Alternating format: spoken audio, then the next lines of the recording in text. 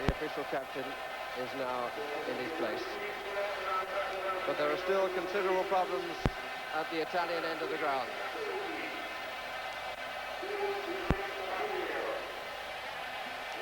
All the officials tonight come from Switzerland, but they don't care who comes from anywhere. They're just going to cause trouble, and finally the police have decided they have to get among the crowd.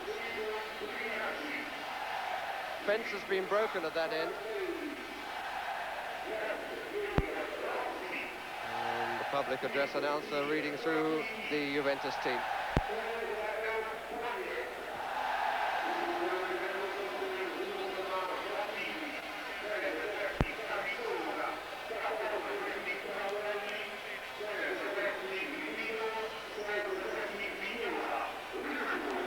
Team photograph of the holders of the European Cup, Liverpool. And what a contrast it is between looking at footballers and looking at scenes of trouble on the terraces and the police. That's the Juventus lineup, showing only one change, in fact, from the team that beat Liverpool in the Super Cup, the return of Tacconi in goal. And the match at the moment is 1 hour and 25 minutes late as the coin is finally tossed between the two captains.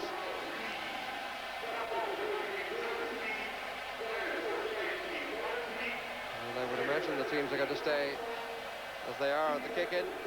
Liverpool have had their worries about Walsh's stomach muscles, Lawrenson's right shoulder, and Ian Rush's right hand. But Joe Fagan's last choice is the team that he wanted. Three new to European Cup finals: Beglin, Walsh and John Wall. The referee, a former professional footballer, indeed at international level, Andre Dena, also has a degree in chemistry and is a director of a concrete firm, a cement making firm. So the match will begin with fires on the with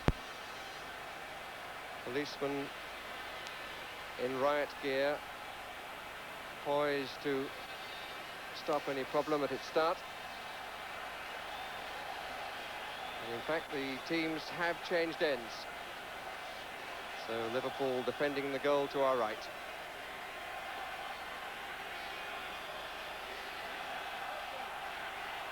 Still the fires to put out. And can the players now produce a quality of football to at least make us, for the next hour and a half, dismiss as far as is possible from our minds the scenes which preceded this 30th final of the European Champions Cup. It's Mark Lawrenson for Liverpool and Phil Neal, the captain. He has shown himself to be a leader of men off the field as well as on.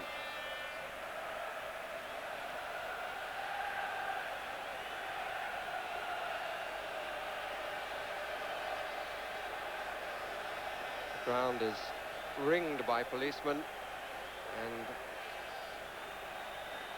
to our right there is a rather larger group defending a hole in the terraces. Good challenge by Lawrenson.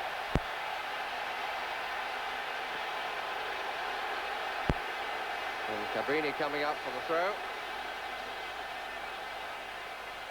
First touch, I think, of Platini. He was well surrounded. Rush.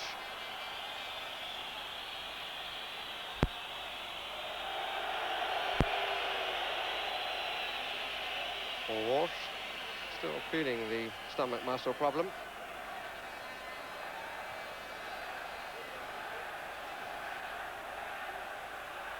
Lawrenson. Oh, he had to hurry a bit, in fact, needed the help from Alan Hansen. Bruce Grobbelaar does well to save the corner.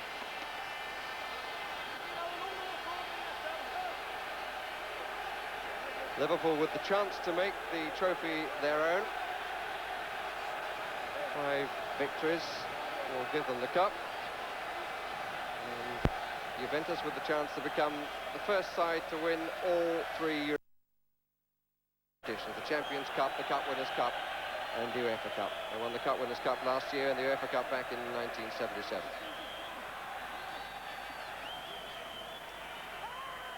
Free kick to Liverpool.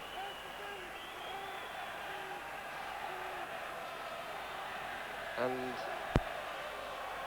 I have a feeling that Mark Lawrenson has hurt his shoulder again as he went into that challenge. And I think we're going to have an early substitution. He's played for just over 2 minutes and he's going to be replaced.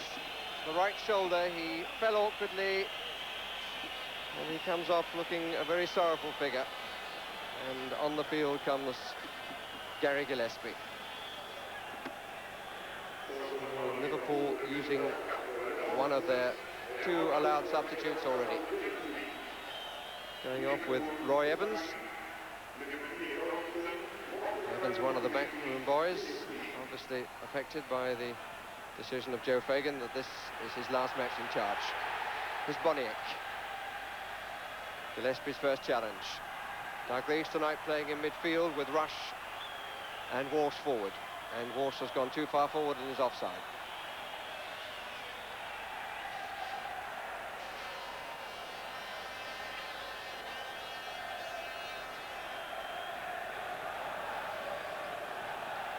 Stefano Tacconi.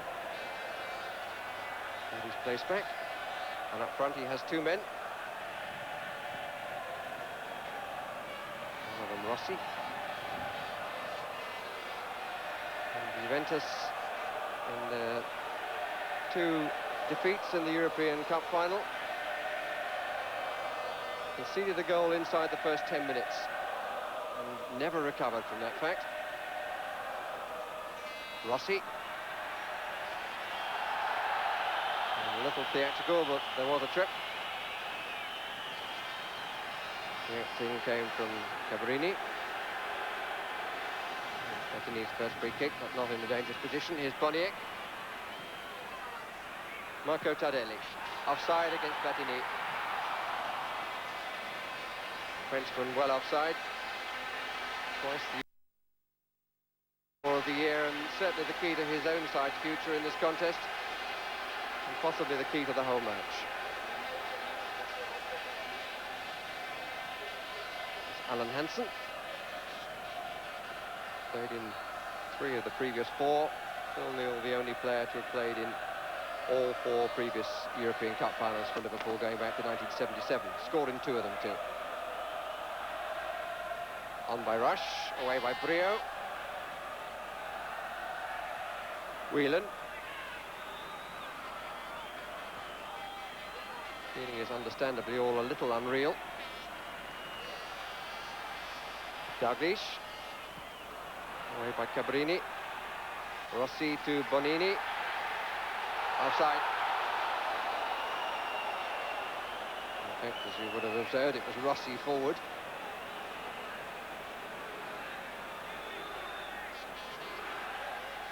So far, the marking of the players up front. Brio is marking Rush, and Favreau is marking Walsh.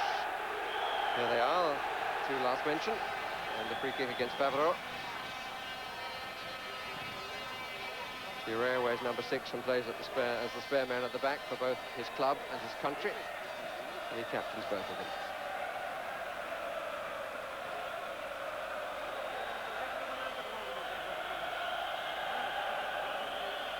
Weeder leaves it to Jim Beglin, and the flag is up for offside.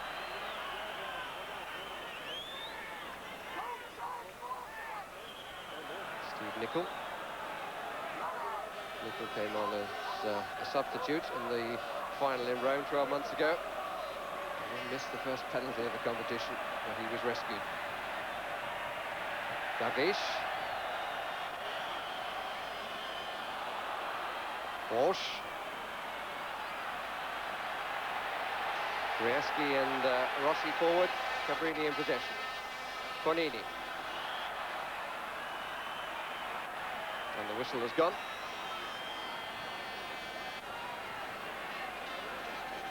And the first signs of a real contest on the football field between Dalglish and Bonini. It's Platini, looking to get Rossi away.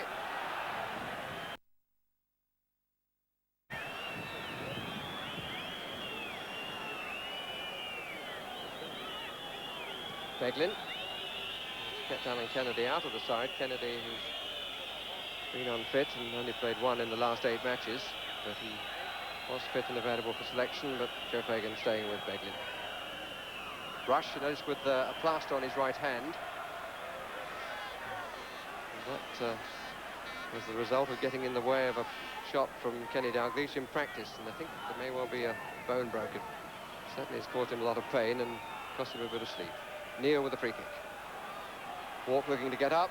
Chirea does. But there was a push, says the Swiss referee.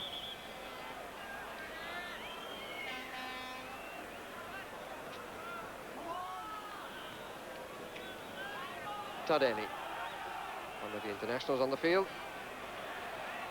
Bonini is not so because he likes to keep his citizenship of San Marino. Favreau.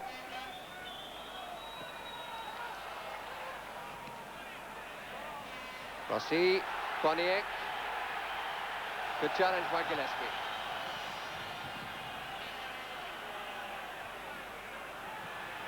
Boniek going out to the left. Brzeski coming in the inside right position is Tardelli. Just a little bit too long for him to have any real chance of getting control.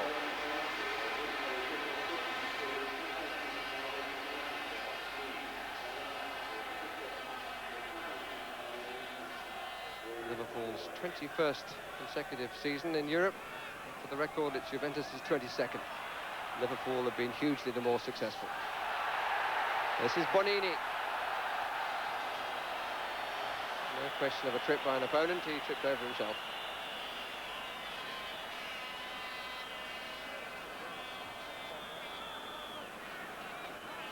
Walsh trying to pull Favreau away.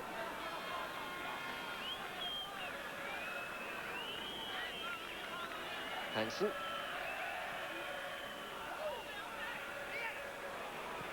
And Briere allowing him to turn.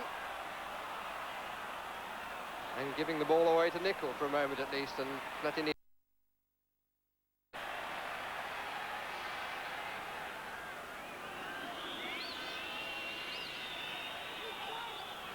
Tardelli. Rossi.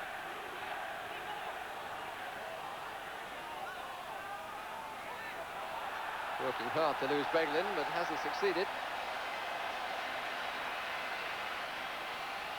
Platini.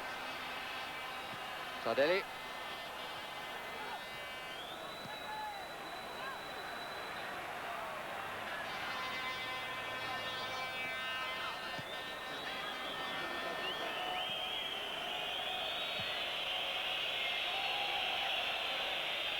Past the 10-minute mark.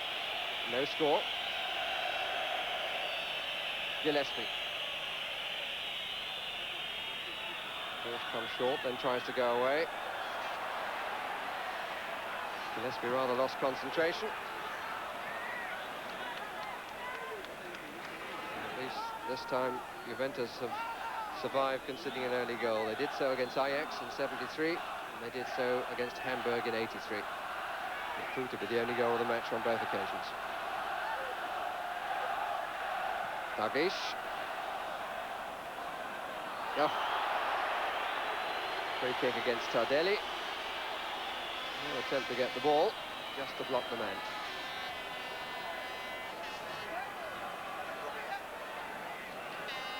Rush has taken a position just inside the 18-yard area, centrally placed. Walsh is between him and the kicker, Ronnie Whelan. 3 making the run now, 2 on the far side. Gillespie is the furthest over. Beglin could change the angle and does. Only to Platini.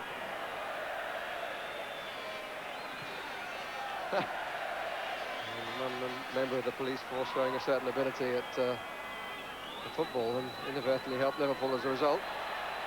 That's good play. It's a goal kick. Well, with Mark Lawrenson having gone off with a damaged shoulder, it leaves Liverpool a little bit short at the back as far as pace is concerned, especially when you think that Platini is sending very long balls up for Brzeski. Very, very fast forwards.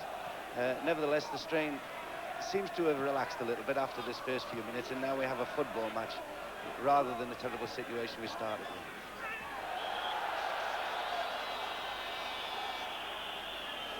And this time Tardelli is the innocent man.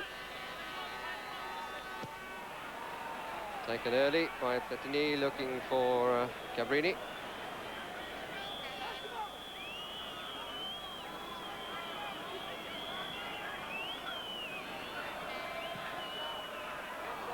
Walsh stayed onside.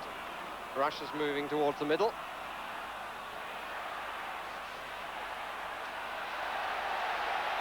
Cabrini away for the Italians.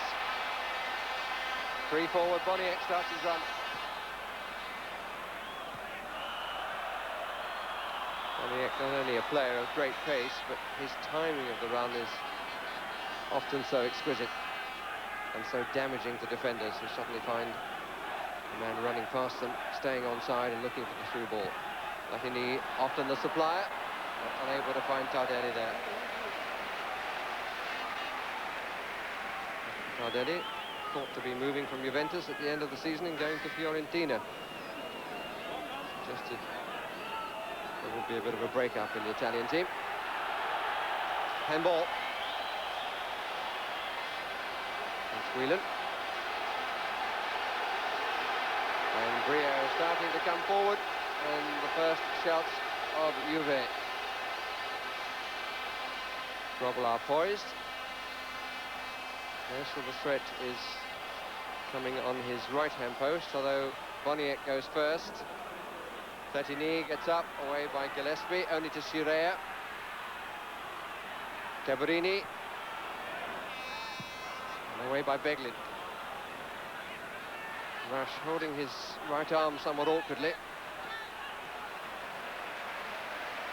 Darvish and Briaski, who's been doubtful with a knee injury, didn't seem too happy in that challenge. Dalglish.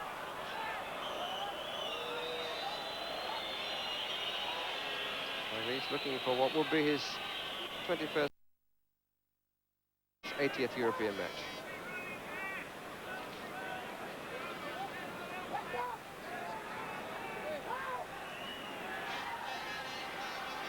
Platini.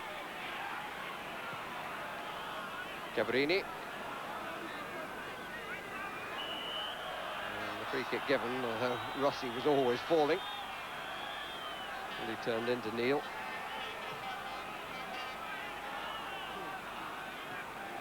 Platini. Boniek.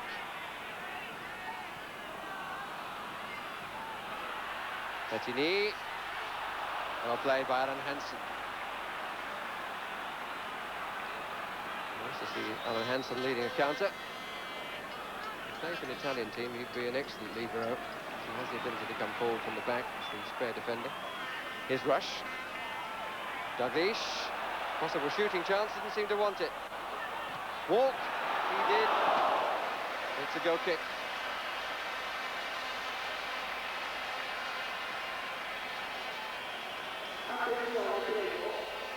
The first real goal attempt coming precisely on the 15-minute mark.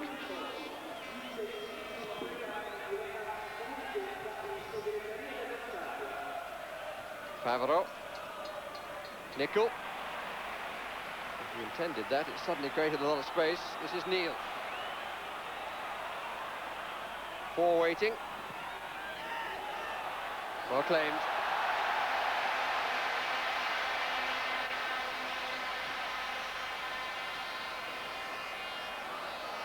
Tardelli.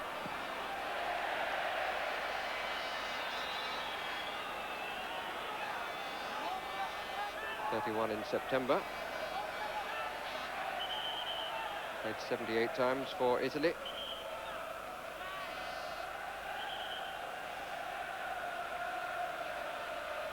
And the Swiss referee being very precise as to where he wants the throw to be taken.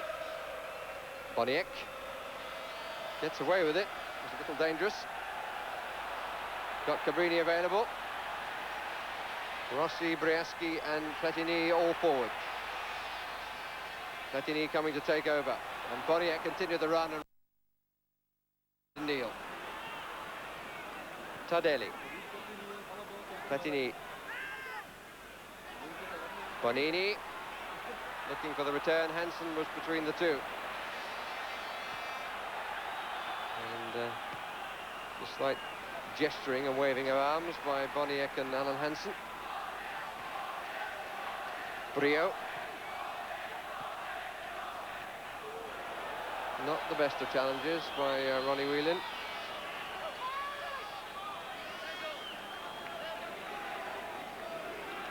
Shidea.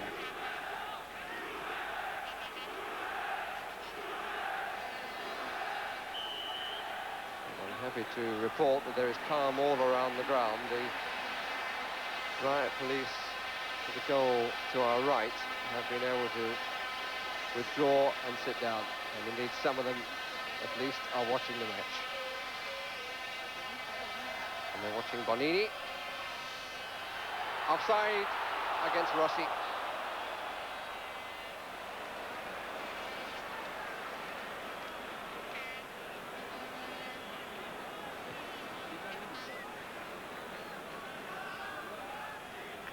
Hansen. 2 up, 4 in midfield for Liverpool. Gillespie.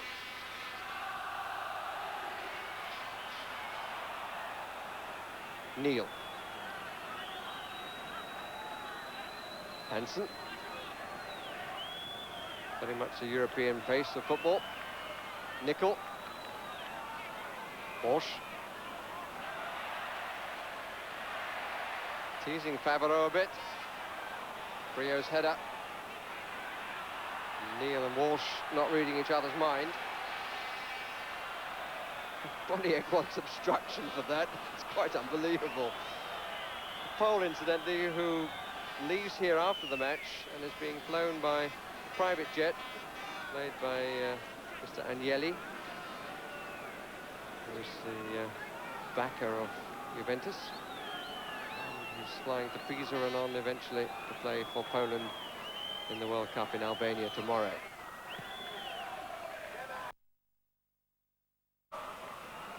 Nickel. Walsh trying to get walked through. And here's Steve Nickel. Ronnie Whelan unmarked on the far post. And he's pulling away. The cross was a disappointing one. Cabrini couldn't keep it in.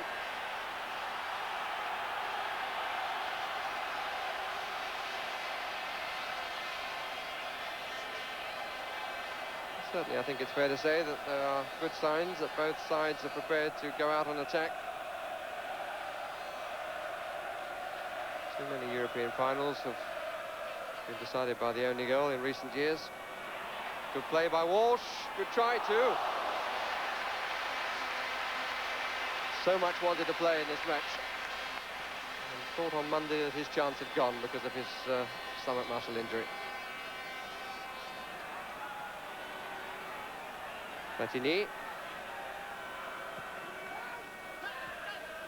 Boniek.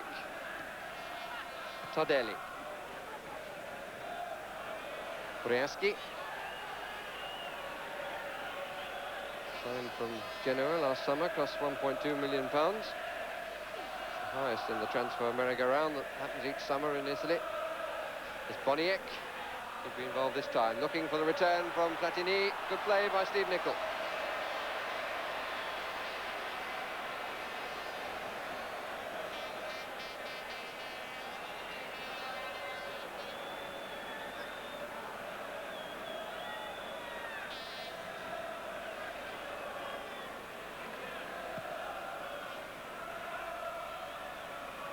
Nickel and Cabrini. A bit of pushing by Antonio Cabrini.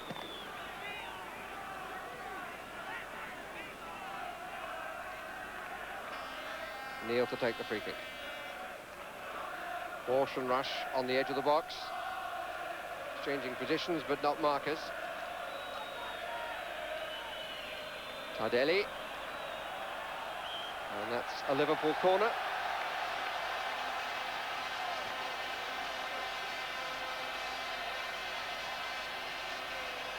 Kenny Dalglish to take the first corner. Test.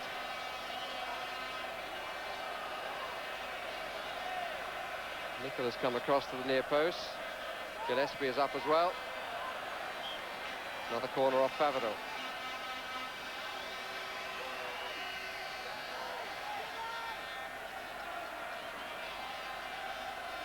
Walsh putting away to the far post. Rush has come further across. Gillespie, good claim again. Although he lost it for a second. I think he was fouled, the goalkeeper. But he was very positive in coming for the ball.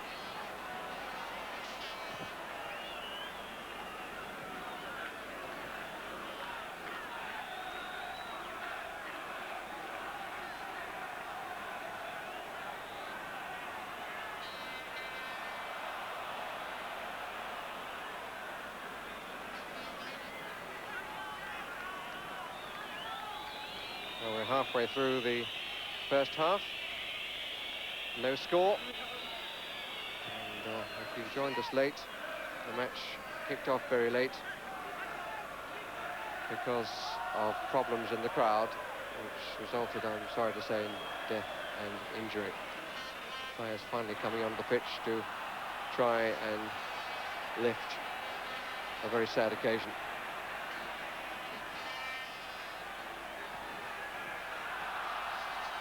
Kick-off was delayed for 1.5 hours. Here's Bonini to Tardelli, to Boniek. All a little bunched, and there were 2 players offside for Juventus. Rush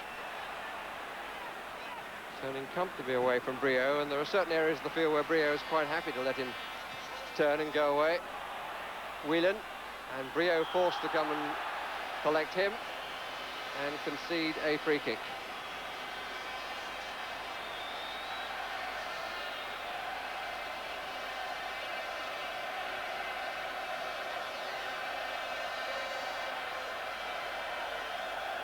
Five Liverpool players in the area of the far post.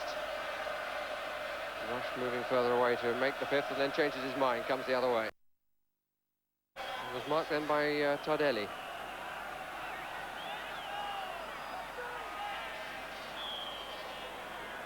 Greece to take it. Trying obviously for the top corner. Well, I must say that when I first saw the pace of the front runners of Juventus, I was particularly worried because it was quite ominous. But nevertheless, as the game has worn on, I found that Paul Walsh and Ian Rush have found lots and lots of time to collect the ball, and they are very, very tightly marked. Walsh in particular seems particularly confident and is enjoying this match.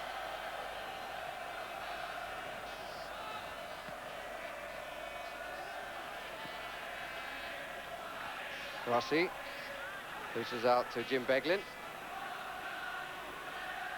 Hansen.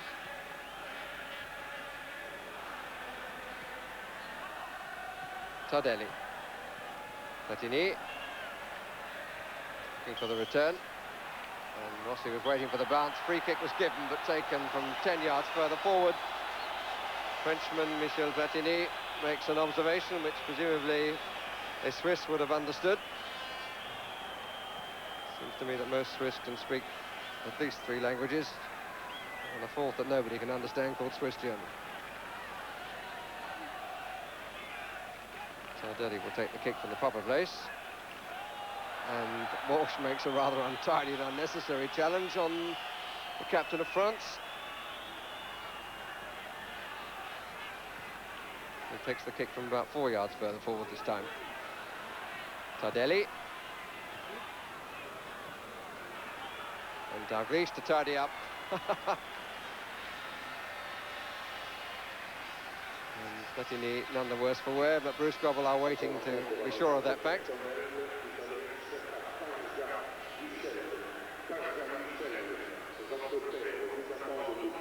Walsh, Nicol, Neal.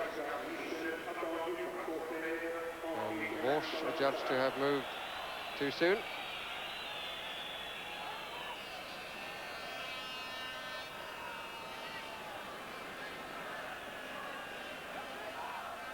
Juventus coming through to the final by beating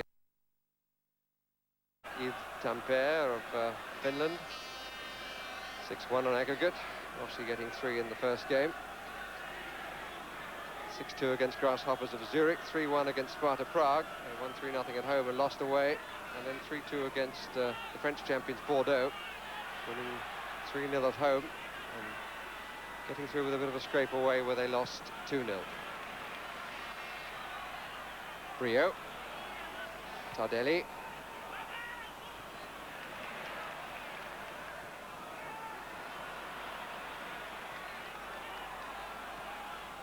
Neil, always available if he sees an attacking possibility.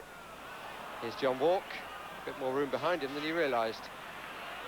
Dalglish trying to chip a goalkeeper who'd started to move forward. But a man considered as being the favourite, as the future manager of Liverpool, has not found his touch yet from free kicks and chips.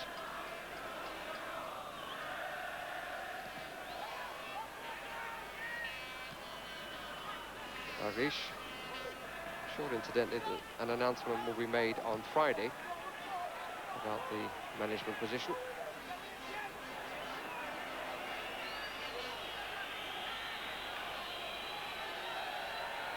Tardelli starting to pinch a few yards, and Mr. Dana waving him back.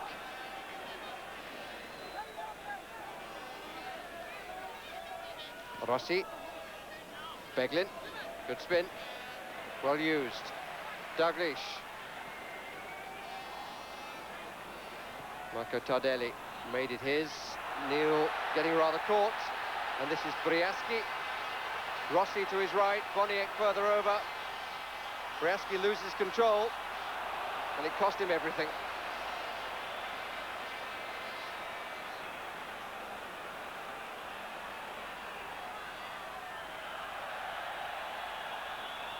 An all fall down. And which way is the free kick going? It's going to Juventus because Rush was trying to hold off his man.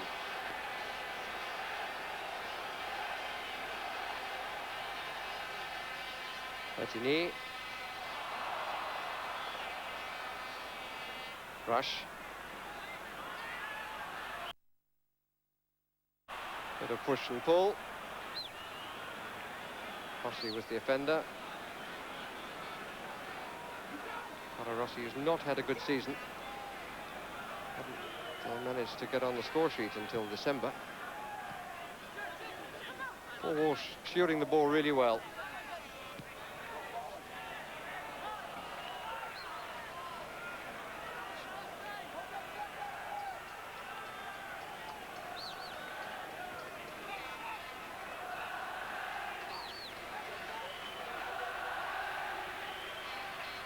Walsh.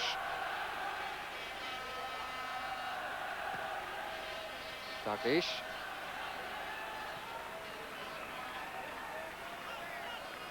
Alan Hansen. And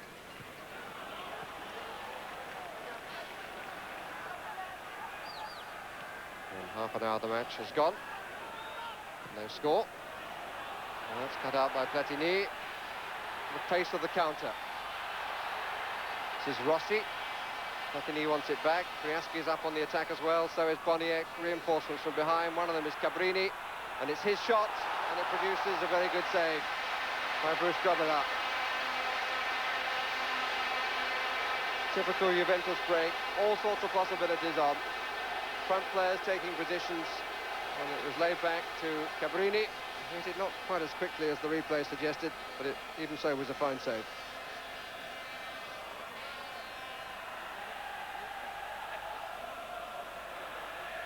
Nickel.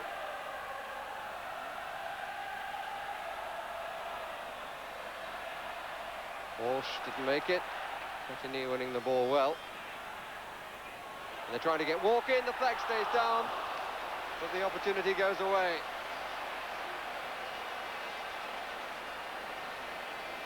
And Stefano Tocconi thought that the flag should have been raised. The linesman was absolutely level. The referee has called a halt to give a free kick. It's a live little ball placed through, and they appeal for offside, but it was not.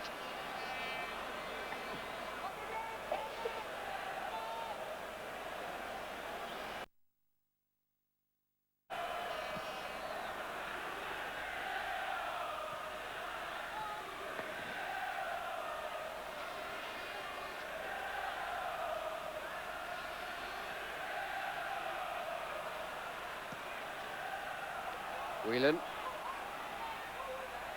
Good running by Rush. Walsh is up. Nicol coming on the far side. And not a bad attempt by Ian Rush to surprise the goalkeeper, who was probably looking for the cross.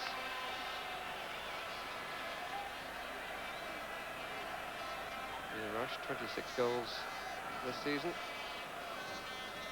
Puts him one behind John Walk.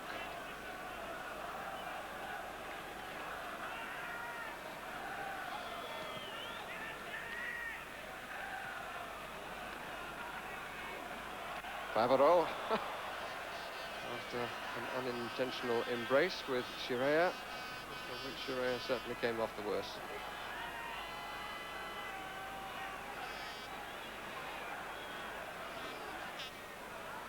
Cabrini.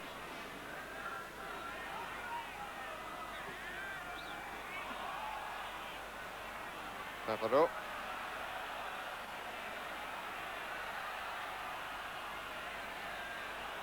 Platini. Never any intention by Liverpool to put a man on Platini all the way through. It's Chirea who's got forward from Tardelli, and Neil, who read it well, coming across the back. Well left by Tardelli. Platini forwards. And Grobbelaar making it look quite comfortable.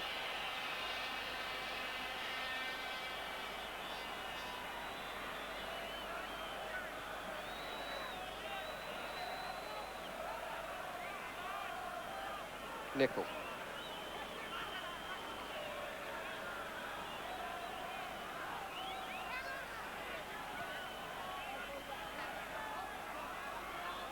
Every Juventus player has withdrawn to a defensive position. Good play by Rush, who was being held a bit by Brio too. Walk trying to turn his man, who is Bonini. And here's Ronnie Whelan. That's a good save. But I think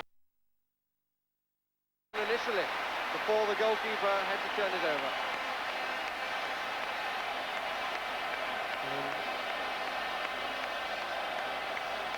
Really did well.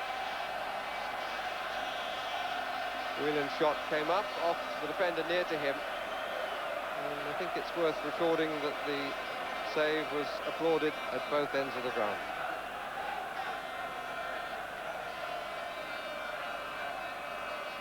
One save by each goalkeeper. Neil's cross, Walsh. A little bit tight for him. And Rossi on the break for Platini, who finds himself one-on-one with Alan Hansen. The French captain looked pretty early for support, I think. Boniek is offside. A little surprising that, Bobby, that Platini didn't seem to want to take him on. Well, I think he realised that he just didn't have the pace, and I think he was slightly surprised that he didn't have as good a support as he thought he should have had. Nevertheless, when it was 1 against 1 and a world-class player like Platini, you would have thought they would have at least finished with a shot at goal, but not to be. The two good chances have come from Liverpool. Whelan. Breglin.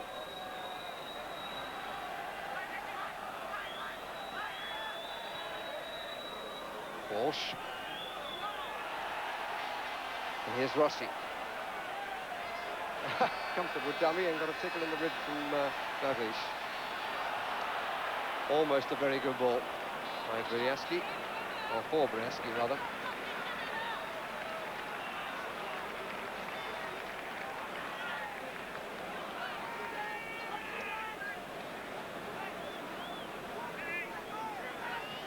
Just a slight breeze blowing from left to right as we look. There.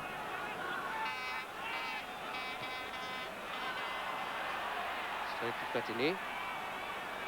Walk was quick to get goal side of him and force the turn, which allowed defenders to cover better. Hansen away.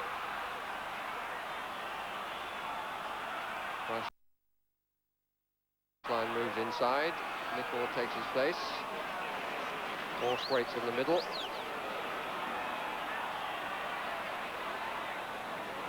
Nicol being forced away by Cabrini.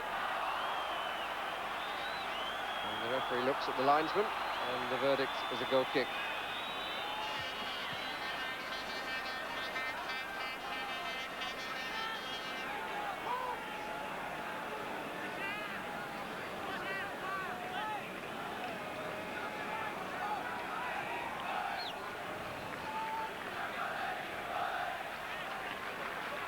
Boniek.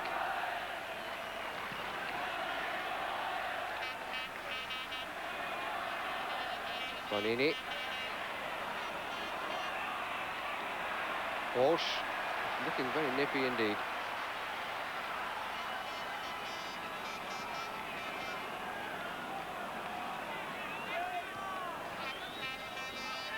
Nicely on from Dalglish. Walsh looks for Whelan, number 8. Nicol at the back. Good header by Cabrini, needed to win it.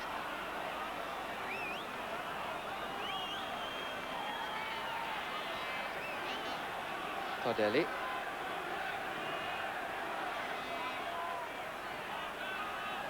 Brieschi, a lone figure forward for Juventus in the centre circle. And now Platini is taking a position on the right, and Boniek is going at them. Oh, what a good run!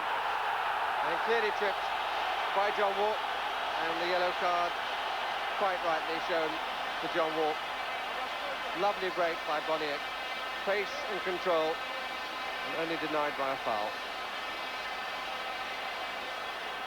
Seemed to show a lot of it initially to Whelan, then cut inside him, took on 2 others, got right through, and Walk had no chance of getting to the ball.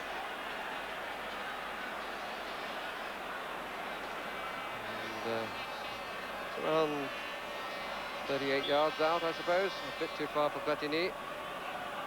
And Tardelli strikes one and is well wide.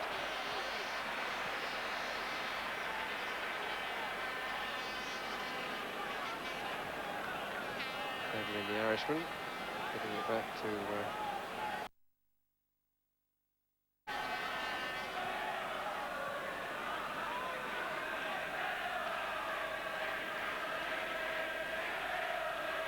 here's the Scotsman, Alan Hansen, and another, Gillespie. Rush the Welshman. Italian ball.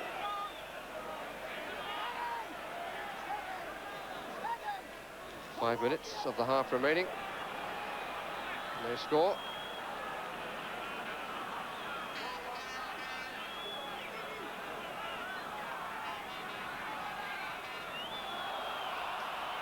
Whelan.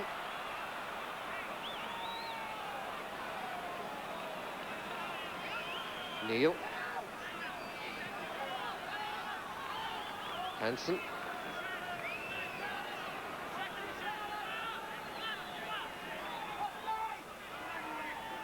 Whelan starts to run forward in the inside left position. Walsh is in the inside right. And very nearly found Rush. Rush will move just too soon. There. Free kick. That's Gillespie.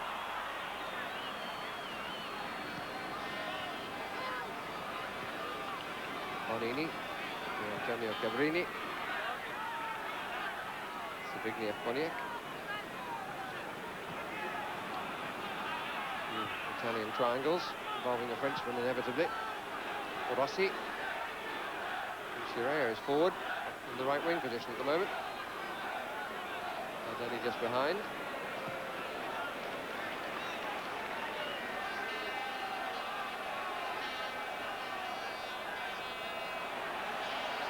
Corner conceded.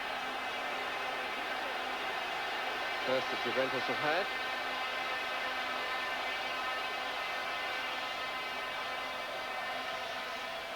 Tardelli's cross out by Walk. Only to Boniek, looking to go through again. Stopped by Jim Beglin.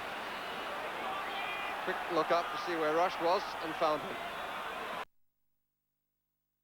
Support though. And the captain. And almost gets Walsh in. Good play by Liverpool.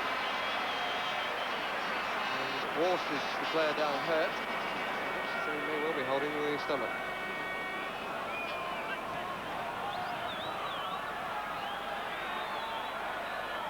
Bonini.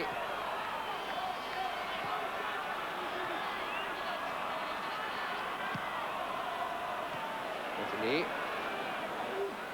Briaski. At the other end of the field, Walsh has limped off. Ronnie Moran has gone round to attend to him. Cantini, won by Gillespie, out by Nicol.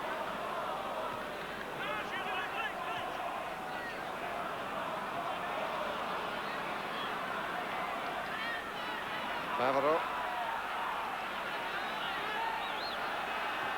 We've into the last 2 minutes of the first half.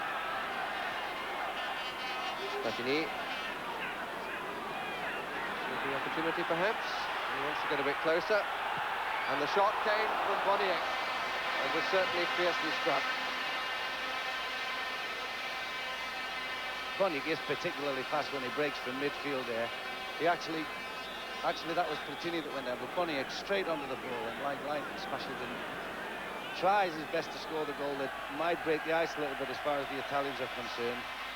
But they are very, very quick, and the midfield player do support the forwards much more quickly than the Liverpool setup just at the moment.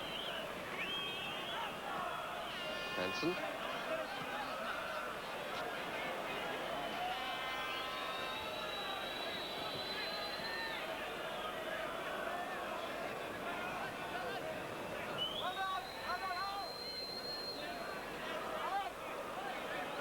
Well, the first half has gone particularly well for Liverpool, because after they lost Lawrence, I thought that they might struggle a wee bit. But nevertheless, they've kept to the job, they've marked properly, and they've controlled most of it, except for that little dash that they seem to have from in the middle of the field, usually based by Platini. And this man here, Boniek, one of the fastest players, and probably passing the ball to the best left-back that I've ever seen, Cabrini.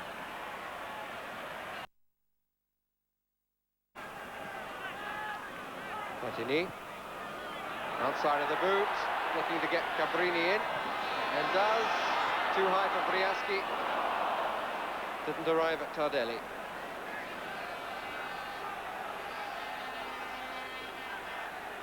Rossi.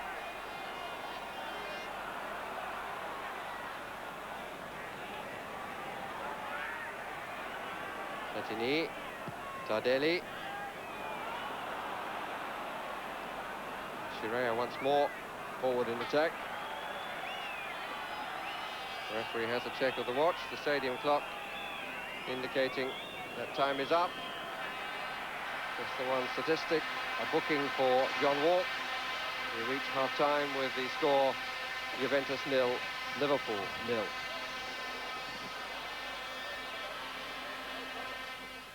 And before we have a word about that first half, let's go to the newsroom down for an update on the proceedings there tonight from John Humphreys.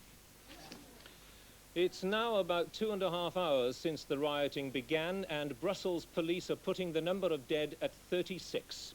Officials in the stadium say they believe most of those are Italians, but that has not been confirmed yet by the police. Hundreds are injured, many of them seriously. The emergency telephone number to phone in Brussels is 010 322 517 9611, and I'll repeat that, 010 322 517 9611, and I'll give that number to you again at the end of this news flash. We've now had a report from our man at the scene, Wesley Kerr. I beg your pardon, this was the scene in the stadium seconds after a wall dividing the rival supporters had collapsed. Some Liverpool supporters had dashed into the area where the Juventus fans were standing. Hundreds of them were trapped against walls and barriers as the crowd surged forward.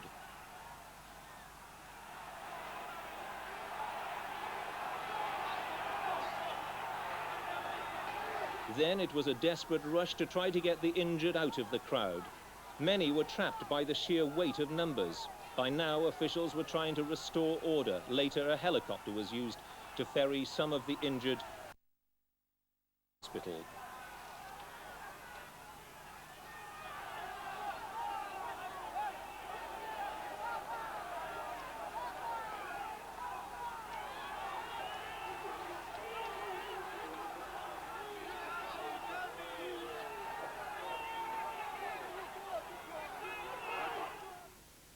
And we've now had a report from our man at the scene, Wesley Kerr. He was within feet of the incident which set off the trouble. I must warn you that some of the pictures that you'll be seeing are distressing. The tragedy began about an hour before the match was due to begin, when supporters in a Juventus stand began climbing over the wall after fans in a neighbouring and overcrowded Liverpool stand began to spread out. Missiles were thrown in the air. We went to investigate the cause of the trouble. Suddenly there was an almighty crash of masonry about 6 feet from where we stood. In that instant, many people must have been crushed to death, although at first they were not visible because of the bodies piled on top of them. It took a few moments for people to realize what had happened, and amazingly it took many minutes for the medical services to move in. Instead, in an astonishing display of insensitivity, the authorities deployed armed riot police. By this time, as the police dealt with the supposed riot, it had become clear that a slaughter had occurred. Some police were carrying out bodies on crowd control fences. It was a full 40 minutes before a stretcher was brought in. Guarda, bastardi!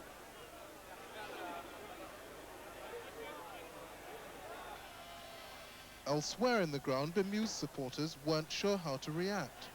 Some reacted badly. Many seriously hurt people were wandering about unnoticed.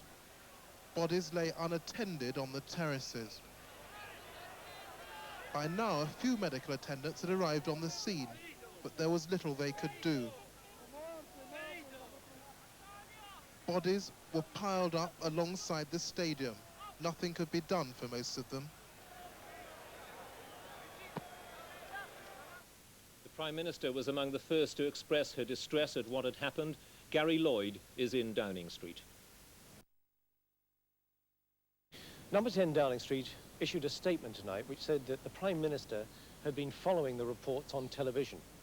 The statement said that she shared what would be the universal horror at the scenes that had been shown. Mrs. Thatcher declared, "Those responsible have brought shame and disgrace to their country and to football." Let me just repeat that telephone number that I gave you earlier for emergency calls, and I must repeat that they are anxious you make only emergency calls. It's 0103225179611. There has been a good deal of reaction from politicians. In fact, that we just heard that the Sports Minister, Neil McFarlane, has just come into our studio to give his reaction to tonight's tragedy, and he's talking to Keith Graves. Mr. McFarlane, you've seen the pictures. Yes. You say that you feared trouble in your statement. I wonder, if you feared trouble, why it actually happened, why something wasn't done. I think that we had expressed our concern for several weeks now to the Brussels authorities and to the European Football Association. And therefore, over the weekend, I not only had written in previous weeks, but over the weekend I cabled the chairman of the European Football Association and the staff, because word had come to us that tickets and perhaps segregation, tickets on the sale of the day of the match, actually were going to take place. And we were extremely concerned that the full recommendations which the European ministers had recommended in 1984 were not to be fully implemented. That was my concern. That's why I telexed them over the weekend. That is why I wrote a few weeks ago. But the fact is that we are now faced with an appalling problem, a dimension which will cast a black cloud upon European football forever and a day. You seem to be blaming the Belgian authorities, though. No, I'm not. What I want to find out now is I think the European Football Association, quite clearly, have got to find out exactly what preparations took place for the match, what went wrong, what happened about the segregation, whether or not tickets were sold on the day of the match, and exactly how they have prepared. I believe that what we've now got to expect from the Belgian authorities and from the European authorities is exactly what that ground was like before the match took place. But we have had troubles there before, and I think this is what people will now want to ask. But it is quite obvious, Minister, whatever the problems with the ground and tickets and segregation, it's obvious from looking at the pictures tonight live that the trouble was started by the Liverpool. I think we have got to wait and see exactly what took place. We've seen things on television which I think will shock everybody up and down the length and breadth of this country, and indeed throughout the whole of the footballing world. Some 80 countries have seen it. Fans are involved in these scenes. But not entirely. I think one has got to look back over the years to see precisely what has taken place. But undoubtedly what has happened this evening, as the Prime Minister has said when I spoke to her earlier this evening, undoubtedly a mood of shame will now develop upon European football. But I want to find out the facts tomorrow morning. We are in touch with our colleagues through the consulate and the embassy in Brussels at this moment to try and find out what is going wrong, what has gone wrong, because this must never ever happen again in European football. But it will it not? I mean, surely we've been talking about this problem for years, and it's taken a tragedy like this for people to suddenly get very excited, for politicians to react. Yes, I think we have got to be absolutely certain exactly what took place, then the lead-up and the preparation to this match in particular. But what I don't think we can do is to prejudge the events that took place this evening. We must know the facts.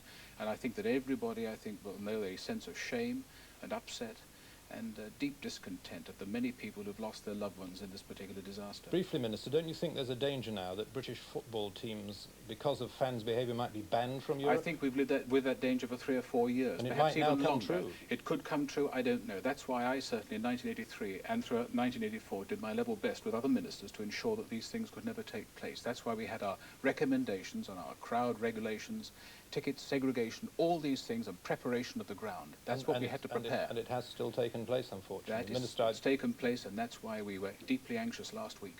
Thank you, Minister. Neil McFarlane, the sports minister. David Owen, the SDP leader, said what happened tonight was a devastating blow to Britain's standing in Europe and must call into question our future participation in continental football. And Roy Hattersley, deputy leader of the Labour Party, said there can be no excuse for such barbarism. The most drastic steps have to be taken to deal with the thugs whose brutality has shamed us all. The main news tonight will follow the football match. That's at about 10:30, but now back to Jimmy Hill. Well, let's spend a moment talking about that first half, which in some ways for you, Terry and Graham, is a refreshing change to talk about the football. It wasn't a great half, but in the circumstances, I think you'd agree, it was a lot better than it might have been. Well, I thought in the circumstances it was very good. I thought we saw some good football. Like we said, Liverpool did play very slick and they got through. There were some nice individual things by Rush and Walsh. And of course, we've seen the individual brilliance, a little of the individual brilliance from Boniek and also the Platini, which we know is such a wonderful player. In fact, a couple of times, if they'd have played a little bit more simpler like Liverpool, you feel that they would have given us more problems. But they have had all their chance from outside the box, and they're having problems getting behind the Liverpool defence. And of course, just to go on, I think that they know that they can hit them on the break. On the counter-attack, they will be dangerous, very dangerous. Are you satisfied with Liverpool's performance first half? I think it's just as we expected. I think Liverpool's problem is that they know they can catch them on the break. They got 2 goals against them in Turin earlier this season in the Super Cup. And every time there's a dead ball, Platini's looking to get the ball quickly and play it long because he feels that Liverpool are square at the back. There's a lot of people in this country do. They feel they play square at the back.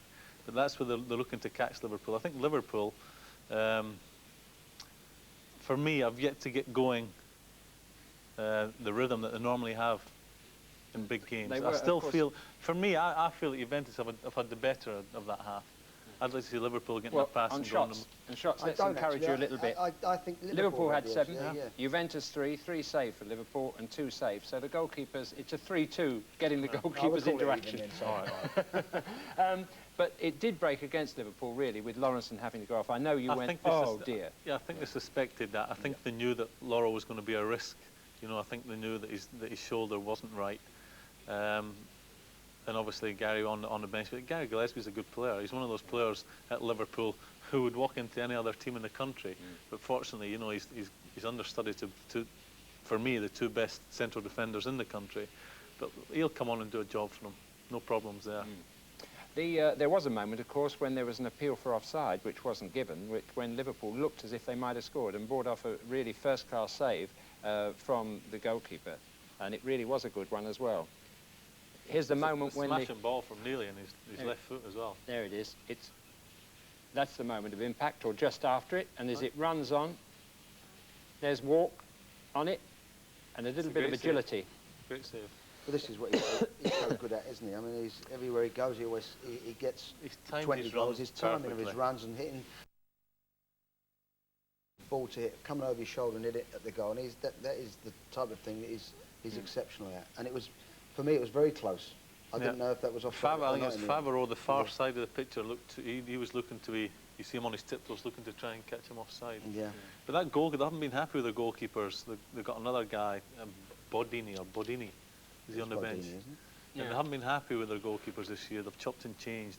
And that guy came out and got a great save early on from a cross and made it look comfortable. And that, for a goalkeeper early on, is important. And so that was a good save, because I don't think the linesman had his flag up. No, both goalkeepers, in fact, have looked absolutely first class in their handling. Brucey made one shot from Boniek look very simple. Brucey's got a great pair of hands. Are you still staying with your Juventus team, Terry? Yes, I'll stay with that. I felt, though, that Liverpool had the edge in the first half, and I thought they did particularly well. But you can never, ever rule these individuals of theirs out. As Graham said, they won 2-0 against them earlier in the season, and on these breaks. And a lot for them, because they'll be the first European team to have won all 3 trophies if they take it tonight, Graham. They're playing well. I think Juventus are playing well. I think they're not showing a great deal of nerves, which I expected them to show, because they've been under tremendous pressure in Italy. I think they've settled down. I think it could be an even better half, this one. You know? I think what's interesting is the amount of space that Walsh and Rush are getting. They're dropping further back, Juventus, and conceded in a lot of space, but also got the insurance of the sweeper behind, whereas Liverpool playing that very dangerous game of that Platini's trying to get that ball in, that the run's going to come at the night time, and I think this is where that they will lose if they do, is not getting the offside quite right, and then it could be over. That's the only danger. You've yet to see Briaski at his best. They overran one early on. Talk a little about Briaski, because you say he's maybe the best striker. Yeah, I would have been a lot happier if he hadn't have played tonight, because he scored a lot of goals. He's second to Platini on the goal chart for Juventus. He scored a lot of goals, and he doesn't take free kicks or penalties, whereas Platini does. He's very, very sharp, very quick, and they know that Neely's not as quick as he was, and they'll be trying to exploit that. I mean, right, well, Terry's with Juventus, and you're not going to desert Liverpool, so let's go back and join Barry Davies. Well, Juventus are all set to get the second half underway. Watch from Mr. Dana. Juventus attacking the goal to our left. Chirrea, the man at the back, although he got forward quite a lot during the first period.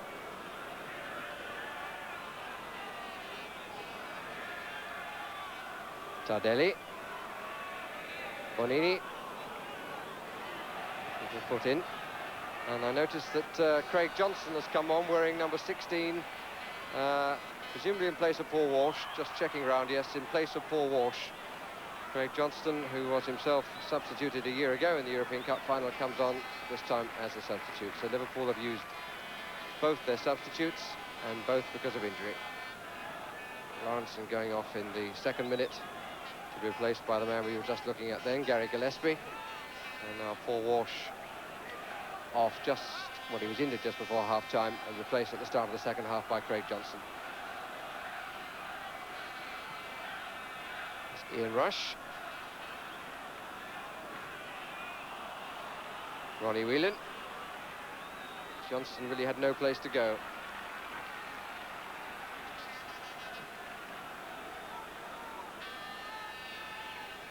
Breeds, if anything, a little bit stronger.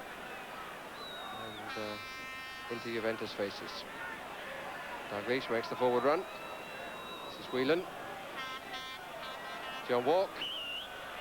Too far for him, and he pushed his man.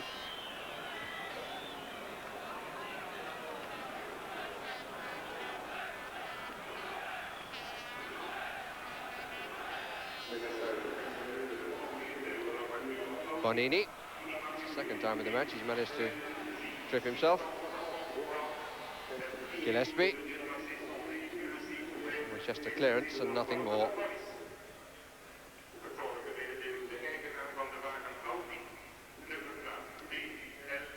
Chirrea.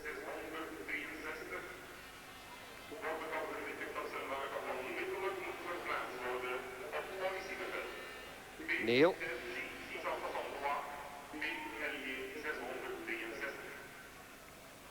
The timed his jump, the better.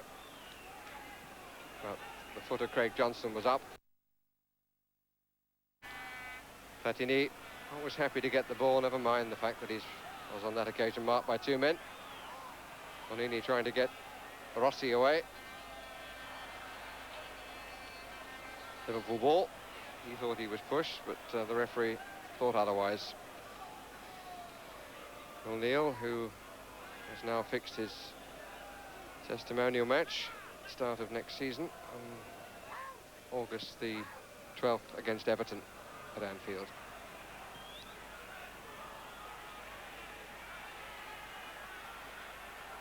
Boniek.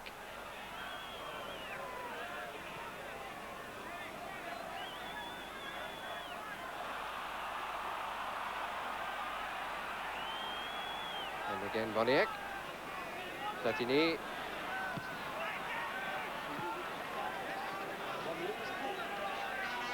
Quite often trying to play the ball through the middle, and reasonably enough, because 2 or 3 times they've looked like being successful. Don't really use too much width.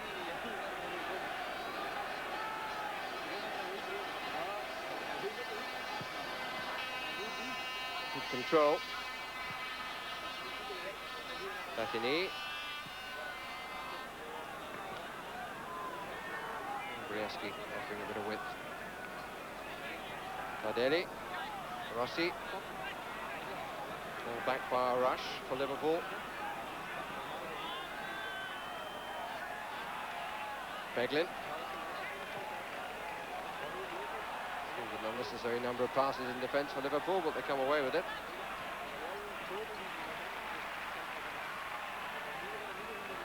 Beglin.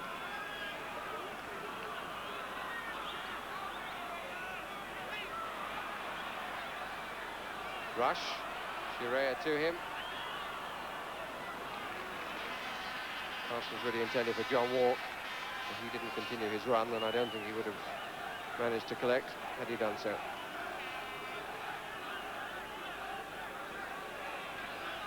Platini.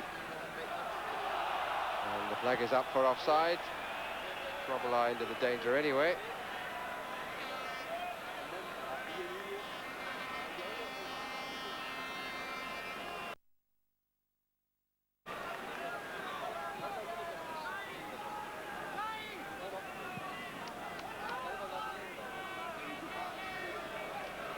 Gillespie.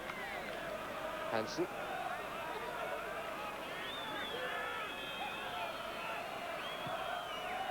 Good running by Hansen, but there's no chance of collecting that. Just the occasional natural football reaction, crowd reaction. But by and large, the stadium understandably and properly muted.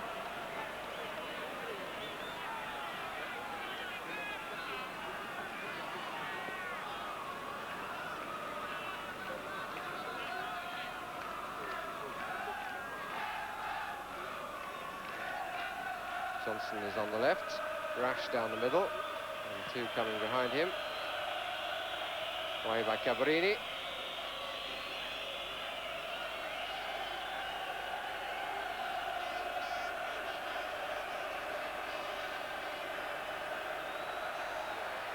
Brieschi. Taken away by Walk.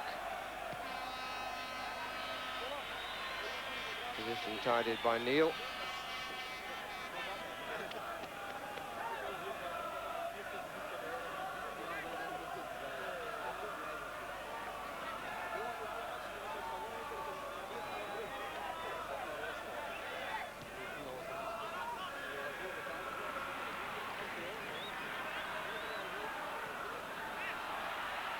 Good counter by Sergio Brio. Platini. Oh, a slightly surprising offside decision, I feel, against Rossi.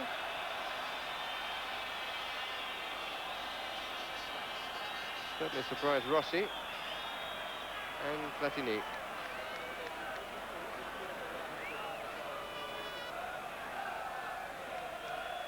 There's a couple of time for a brief conversation.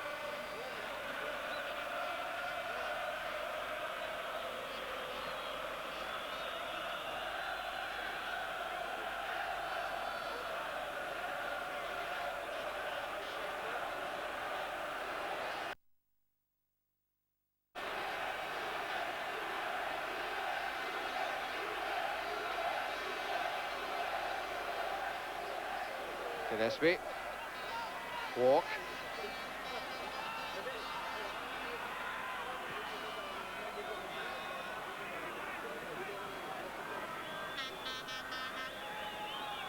Rush the furthest forward for Liverpool. This is Dalglish. Hansen.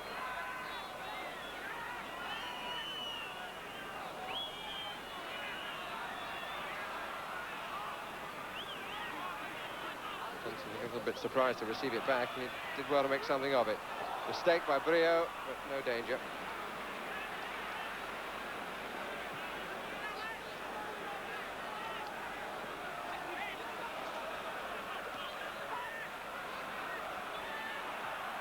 Neil. Whelan. Steve Nicol. Whelan has gone on. Comfortably cleared by Cabrini. The weight of the pass that just dropped the ball into the path of Bonini. Tardelli. Rossi. Boniek on the right side. Found by Scirea.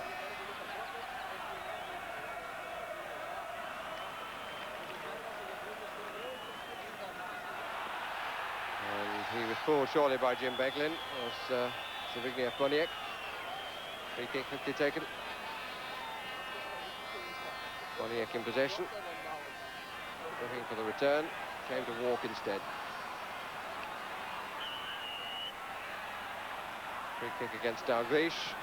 For trying to get to a ball that he'd lost. Caught the man first. Now, this is a possible position for Platini to test Bruce Grobbelaar.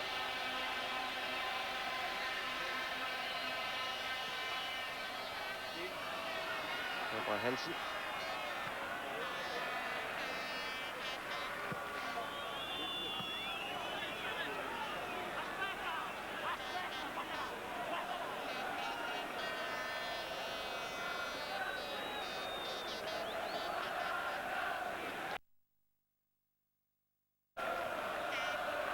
Brio.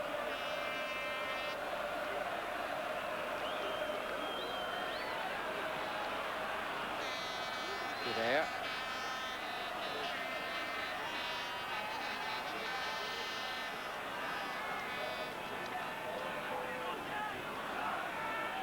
Ready.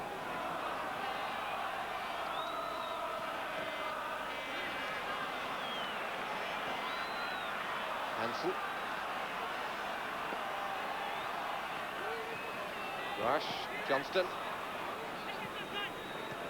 Playing rather deeper than Walsh did. It's having its effect upon Liverpool's attacking course. What a great ball by Platini to Boniek. Between two. Trip was he? Yes, the penalty is going to be given. Combination of Gillespie and Hansen. Boniek is all smiles.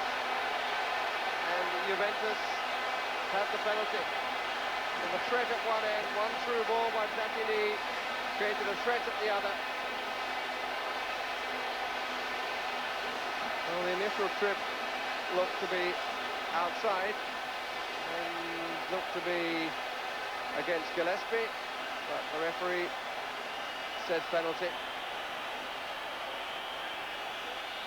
And Platini will take it. And he puts Juventus in front.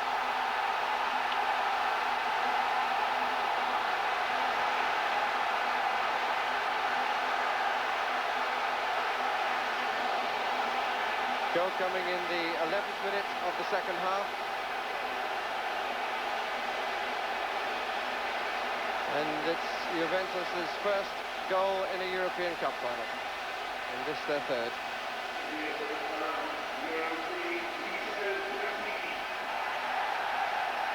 Grobbelaar going the wrong way. And although the trip may arguably have been outside the box, it was a lovely pass. It was a clear opportunity which was denied by the trip.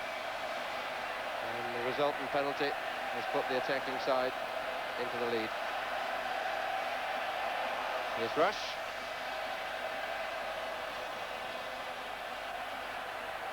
Whelan.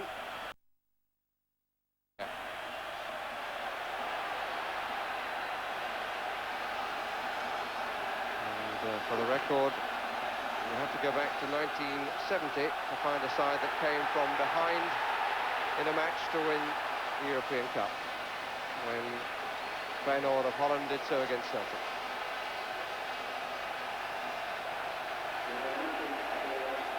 Bayern Munich forced a draw in this stadium back in 1974, and then won the replay, but they didn't manage to put it right back into one match.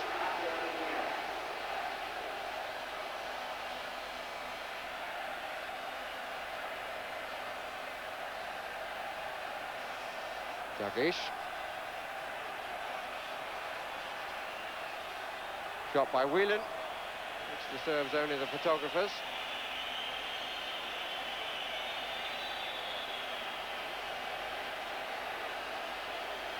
And the fire is at the Juventus end. Pink firecrackers going off, which has drawn the attention of the riot police, but just almost a passing note this time. Free kick given to Juventus.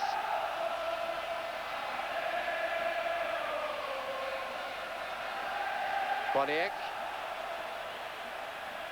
Gillespie's challenge.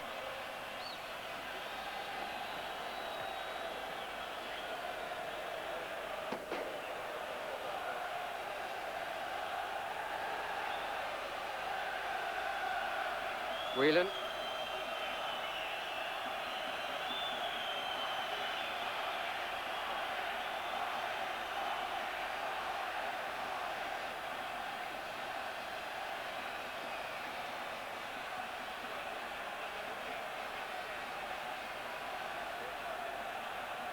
John Walk.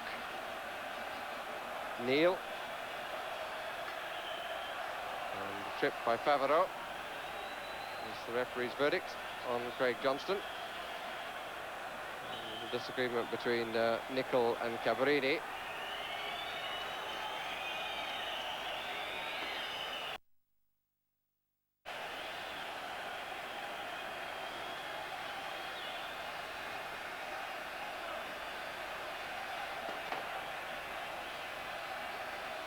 And a bit of an elbow then by Tardelli. Cut out by Rossi. Hansen.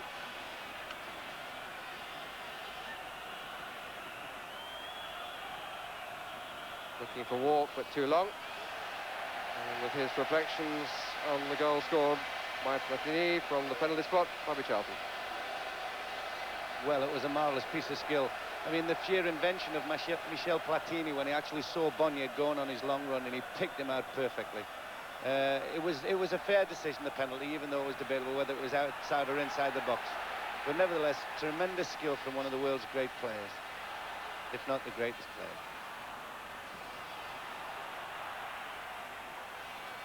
Nicol. Johnston. Dalglish. Tim Beglin. Blocked by Massimo Bonini.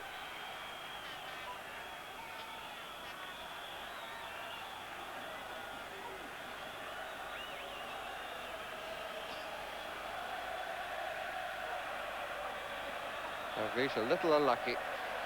Briascu took it away from him.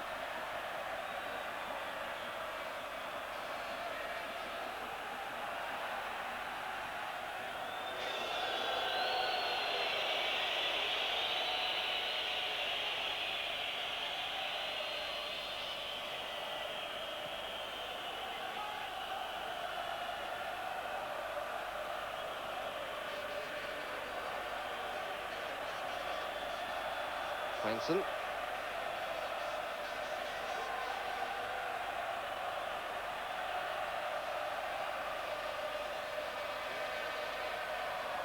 Whelan.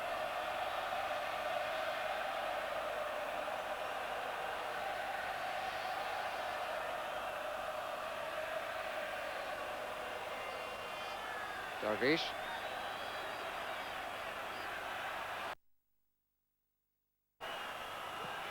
That's a well-struck shot by Jim Beglin. Produced a good save too.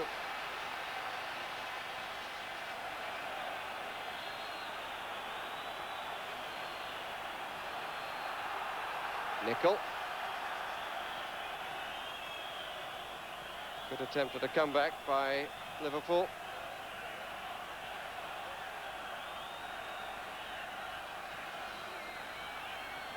Dalglish, too strong.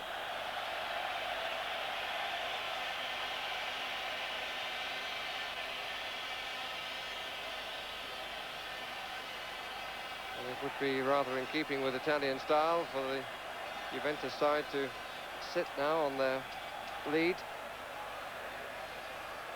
But it's to be hoped it's a policy they won't apply.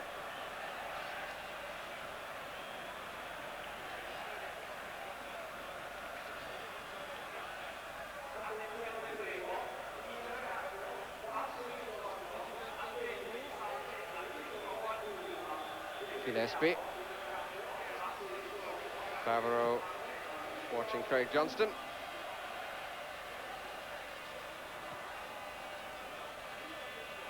Gillespie.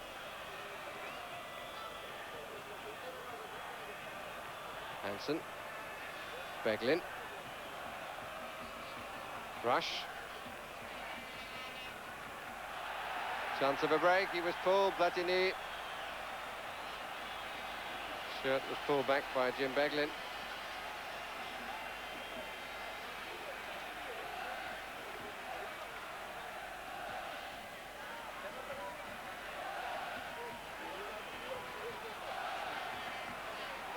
Nickel.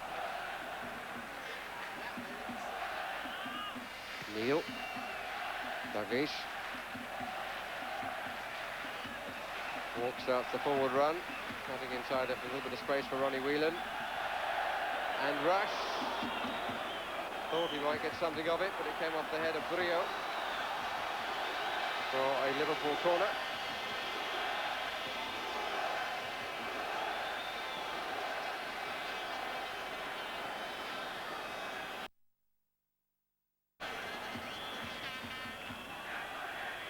Walk. Clearance by Platini.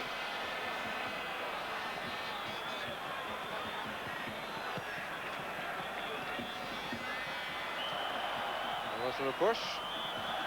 Yes, the referee, I think, has given the free kick.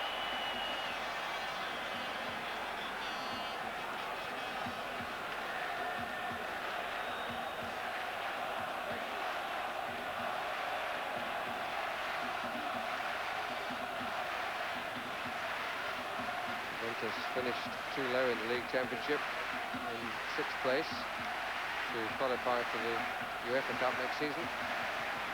But they are still involved in the Italian Cup, just reached the quarter-final stage.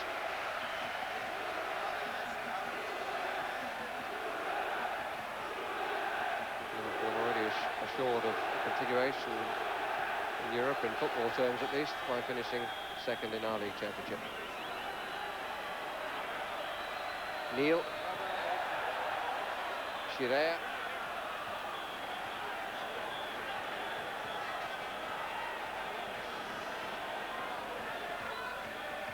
Nickel. Just to the cross. And very well hooked away by Tardelli. Neil. His foot really couldn't have been much higher. Whelan. Again, it was Tardelli who was marking his men. Got the header away. A long ball again for Boniek at the face, and it's matched this time by Beglin. Good play by coming in fullback.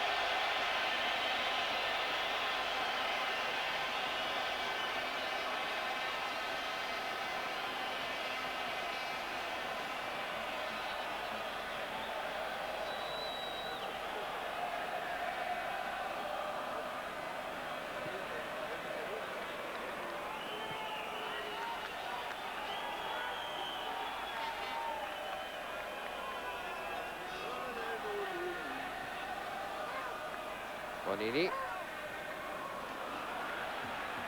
Tardelli. Boniek.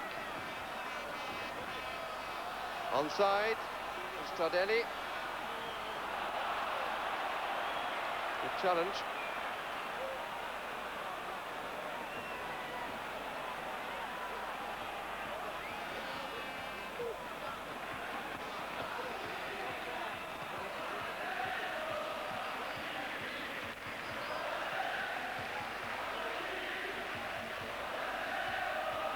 Dalglish. Johnston.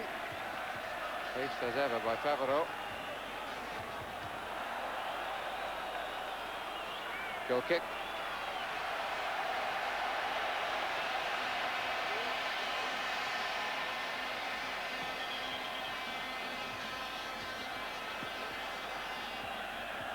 Craig Johnston, Bobby, not quite able to provide the sort of style that Paul Walsh was providing. No, he doesn't seem to be able to get the same amount of space that Paul Walsh was enjoying in the first half, and he is short of pace, so a bit of a lost cause trying to go past his defender that time. Nevertheless, they are giving a little bit more space to Liverpool in the middle of the field, and maybe they'll be able to break something down.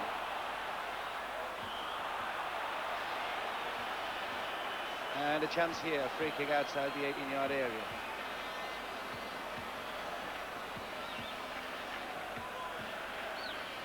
Looks as though Dalglish would be interested in having a crack. He tried one in the first half, but got much too much height on it. The referee having a little difficulty in getting Bonini and Chirea back the required distance. Neil is available on the right. 3 players far behind the wall on the left, and 2 close to the wall. And it's Beglin. There was no foul in the shot.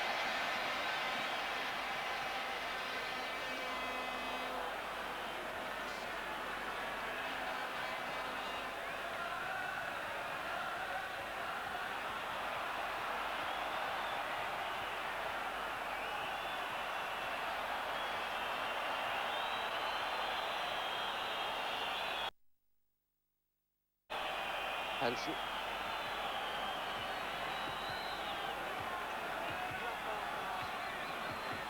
Dalglish.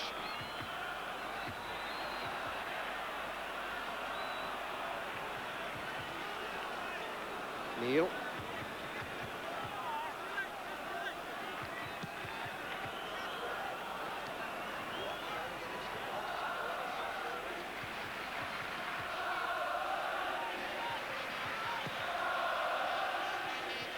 Bonini.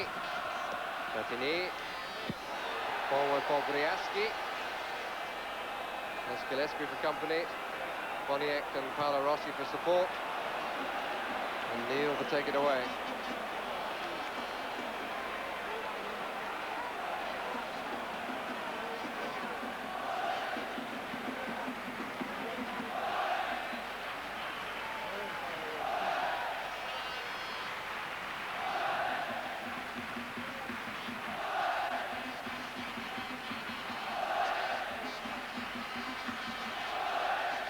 Here's Alan Hansen.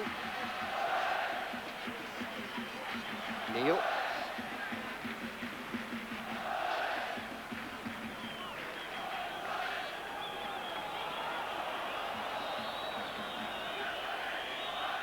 Johnston. It had to be a first time. Sadly for him, he didn't get it as he wanted.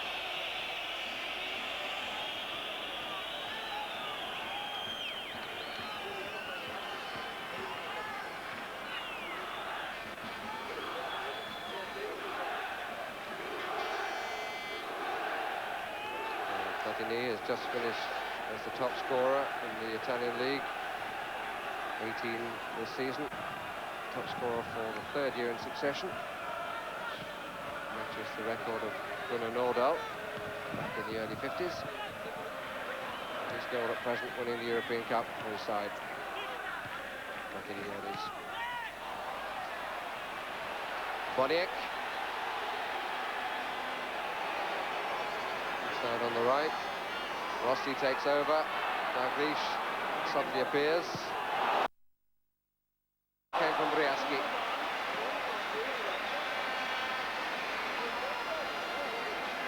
They are very quick on the break, Juventus, especially Boniek and Briaski, the lad that fired the shot in there. Liverpool, obviously, they have to push forward the later that the game goes, trying to get this equaliser, and that will make them just that little bit more vulnerable to people like Platini and Boniek with the speed that they can counter-attack. Rush trying to pull Brio out of the middle. Whelan has possession and is fouled. Beglin. Dalglish. Really fouls it up to Rush. John Walk. Rush with a follow-up. Now what about that for a challenge? The referee has a look. Liverpool obviously feel that was a reasonable claim for a penalty. And the referee has given a throw-in. I must say that it was a very harsh challenge by Bonini. And it was in the area, albeit the ball was going in the wrong direction, but that's not what counts. Well, it simply was a challenge from behind.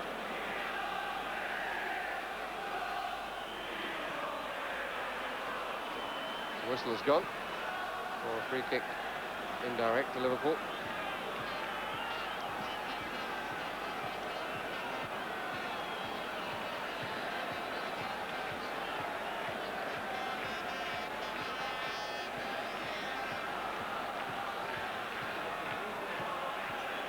Whelan.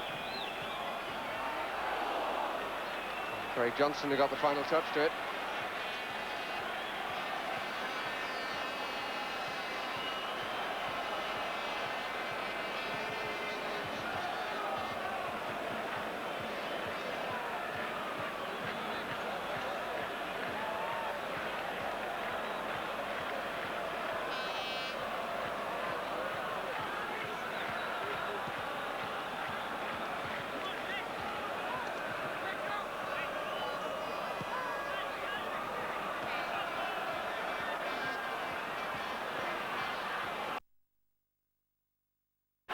Hansen. It's done well. This is Nickel. Walk. Out by Shirea.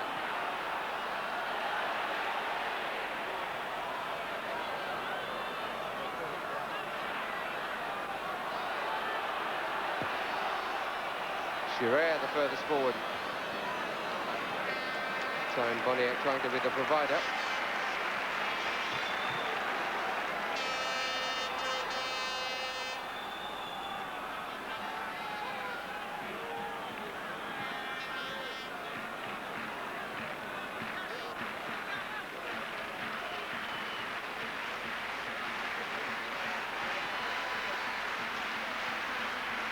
Free kick for the challenge from behind by Brio on Rush.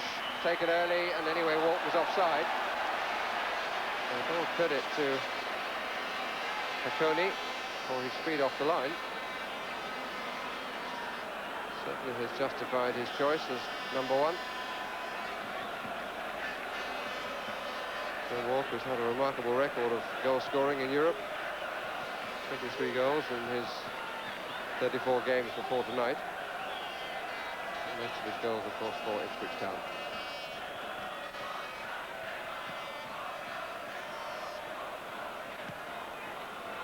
All bar 5. All collected by Giovanni Trapattoni, coach of Juventus.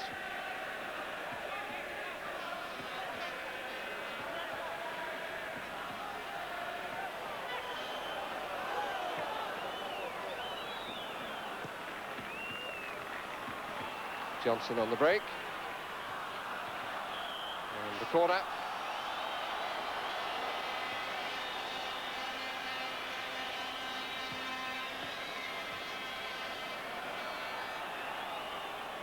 Dalglish.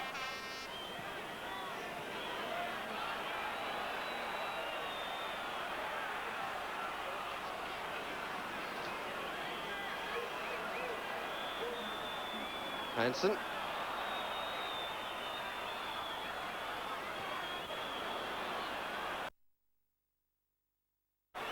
Five waiting. And they can wait for a corner.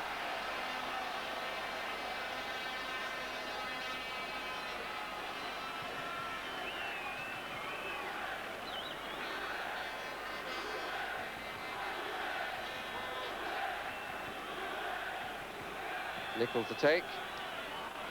That's a very long way back.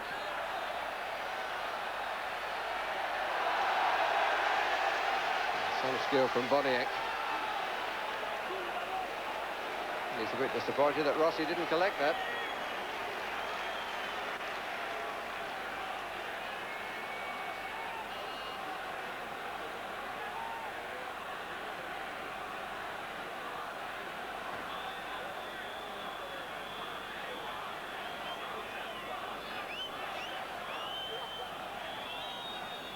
Dalglish. On by Walk.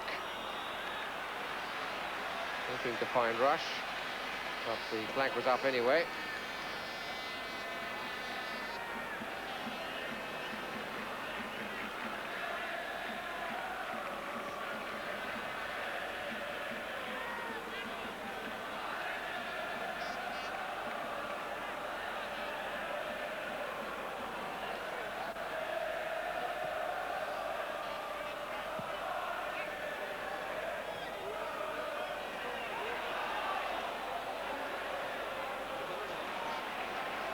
He was battling.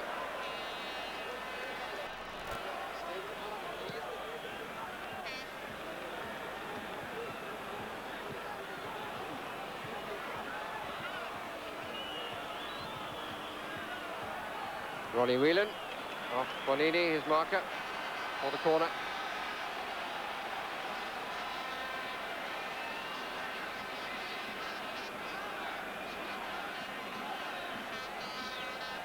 Nickel on the edge of the 6-yard area, Rush further over.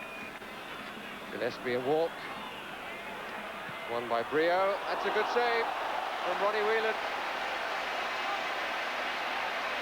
Second really good save that Stefano Tacconi has made. And Whelan denied again. Gillespie. Dalglish. Nickel. Bowing head of Sergio Brio.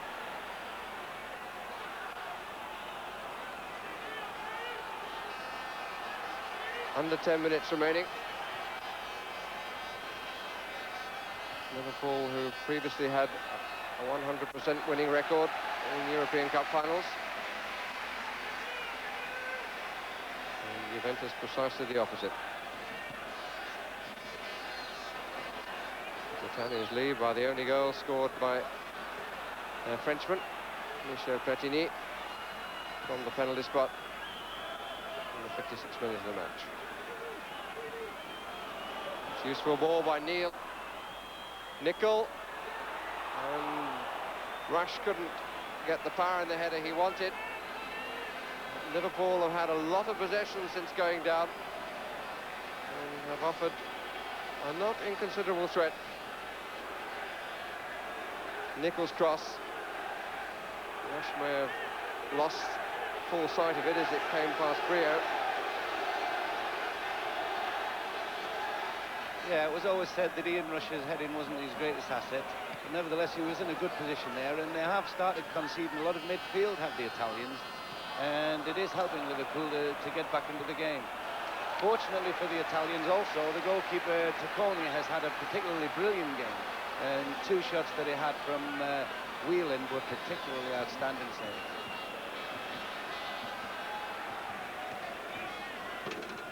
Liverpool keeping the pressure on. Dalglish. Goalkeeper's right foot very high and very safe.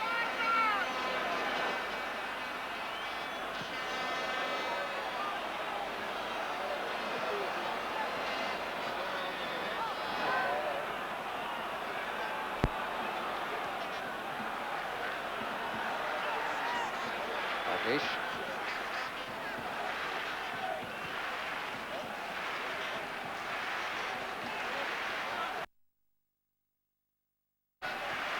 Neil. Johnston. It was a good challenge by Favreau. Johnston really got away with him with that bit of cheek. Walk, let it go to Whelan. Half by Shirea. Liverpool with almost total possession at the moment.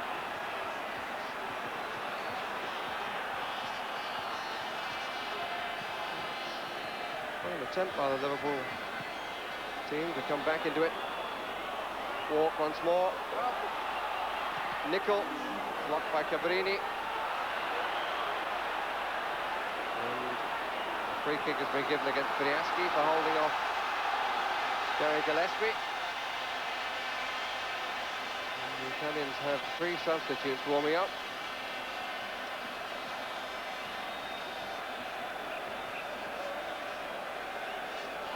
With 6.5 minutes showing remaining on the stadium clock.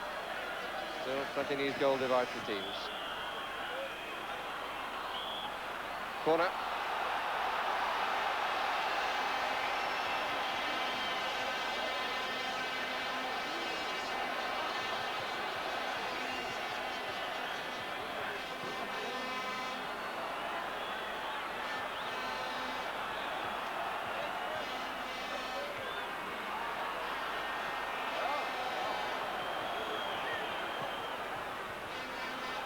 Shirea struggled, and Nickel with the header. I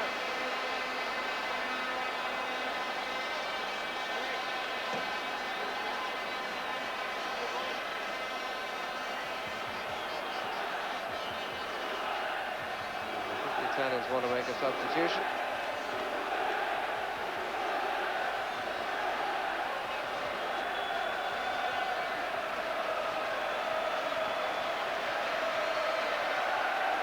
Rossi is being replaced.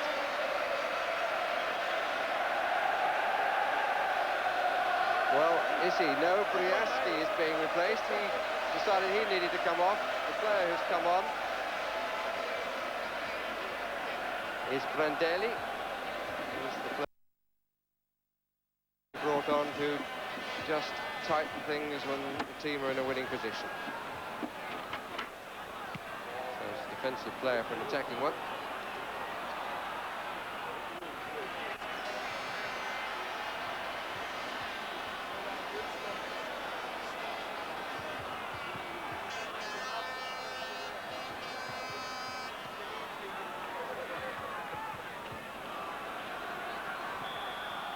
Four and a half minutes left.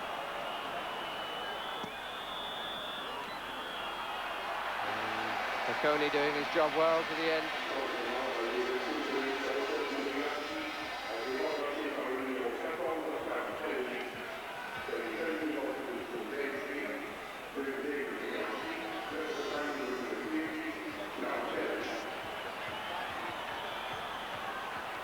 Neil.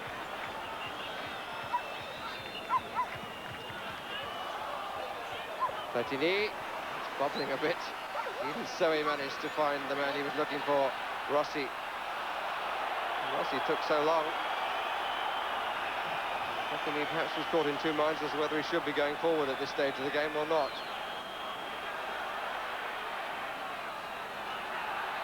Under 4 minutes for Liverpool to hold on to the cup. Need to win it outright. Down to Platini's goal. Caesar, and is well claimed. And the free kick has been given against John Wall.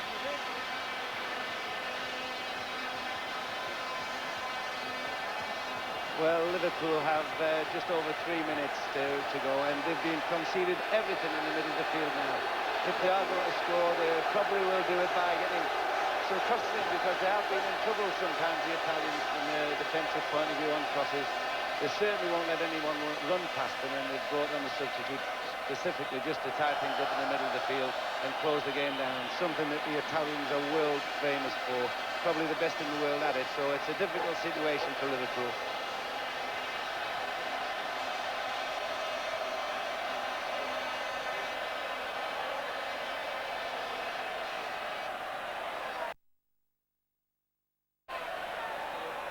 Bodiek.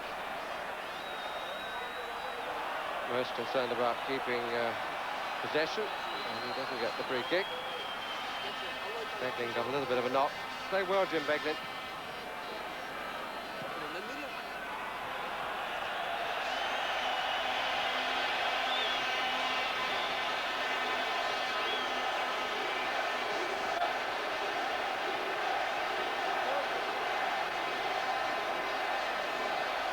Two minutes remaining.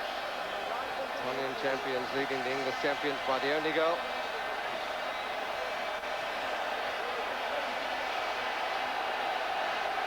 And Juventus have a free kick, over which there will be no hurry.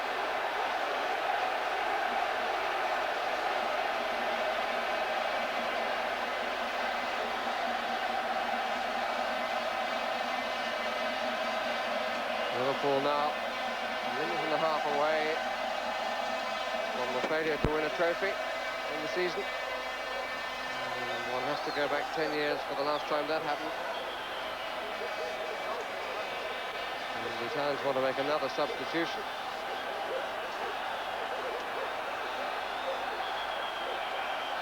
And the referee wants the clearance taken again, the goal kick taken again, so that Beniamino Vignola can come on in place of Paolo Rossi.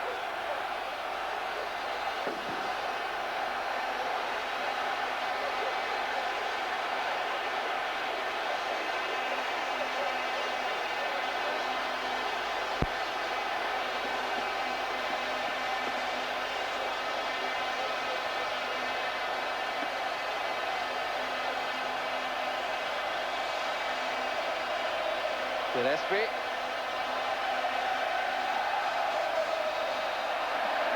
Seconds ticking away, we're into the last 30 now.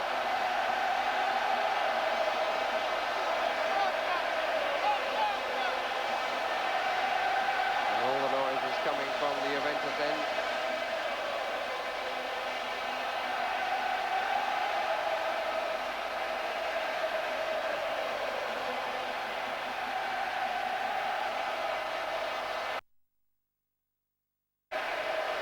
Hansen. Another to have had a fine game.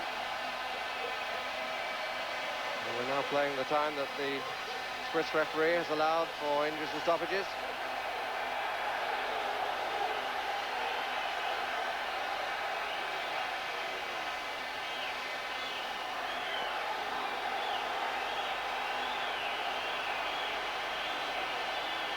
Dalglish.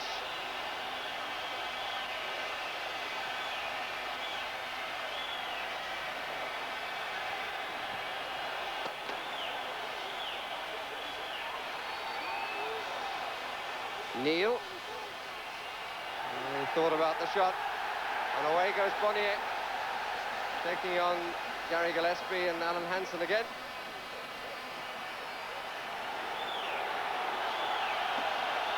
Neil.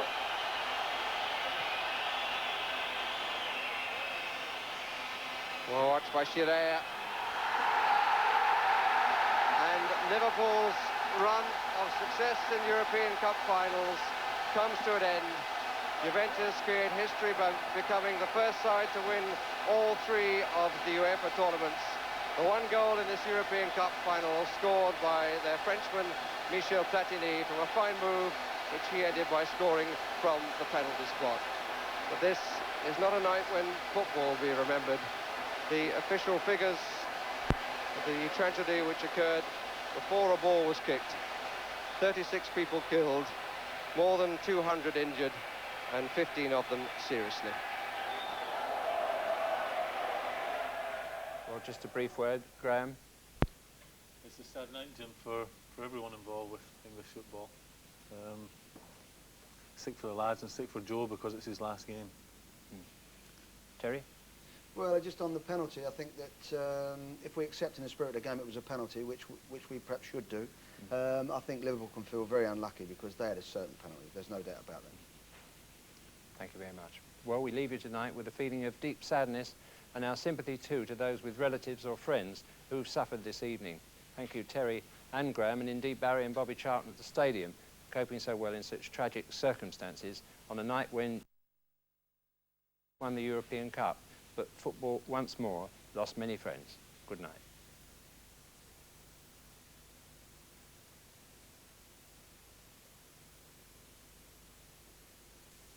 Football madness still flickering in the ground, scored one of its most distasteful triumphs. The politicians, the administrators are saying it must not, it will not happen again. But the rabble who flock to see their heroes, if they are their heroes, must be sorted out and never allowed into a football ground again. Well, that's all been said before.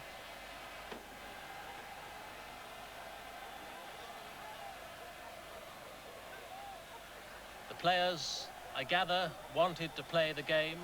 There must also have been a very strong judgment to be made by the authorities of what might have happened if they'd called it off.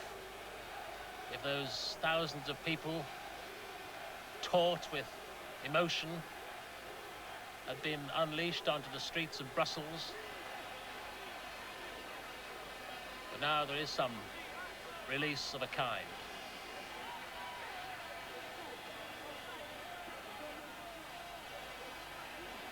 But when will there be the effective answers to what has happened tonight? There's almost a no-go area on that terrace. One has seen these so-called fans taunting and jibing and throwing bricks at the riot police of Brussels, and they haven't been taken on.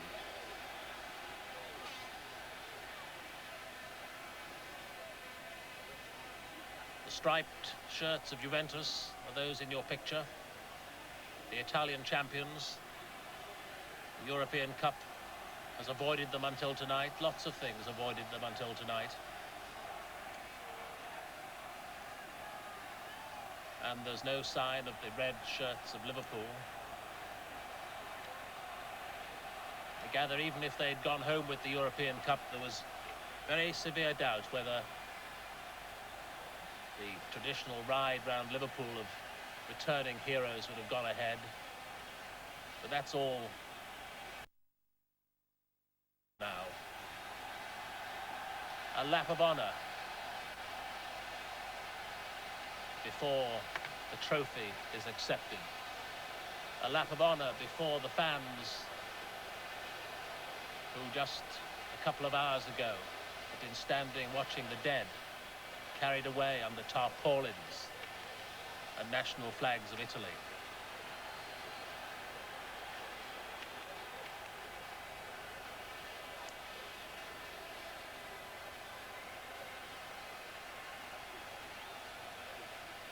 So the questions again will be asked, were there any winners tonight? There'll be few who believe the game can survive if there are no effective answers soon to what's been seen. Tomorrow the inquest will begin here in Britain, in the offices of the administrators of the game in Europe.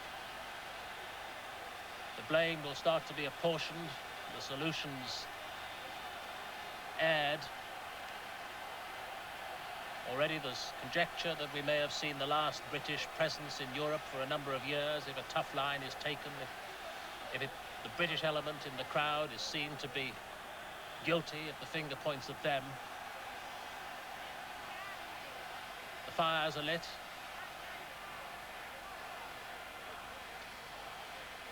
Not a uniform in sight. They're beginning to drift out into the streets of Brussels, and it doesn't take much ingenuity to imagine that outside the security precautions that will be necessary will be unprecedented in the history of the European game.